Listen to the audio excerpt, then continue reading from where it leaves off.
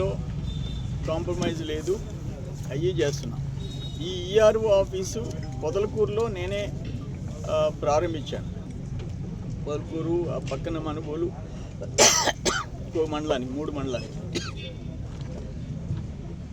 ఈ 3 phase RDSS కనుక complete అయిపోతే 3 ఫేజ్ చాలా వరకు పెద్ద రిలీఫ్ ఉంటుంది. ఈ కరెంటు పోవటాలు, ఈ సమస్యలు తగ్గిపోతాయి. అది కూడా వీళ్ళంత చాలా ఫాస్ట్గా, నేను మొన్న 1-2 సార్లు రివ్యూ పెట్టాను. ఆర్డిఎస్ఎస్ తొందరగా అయిపోవాలా అని చెప్పడం జరిగింది.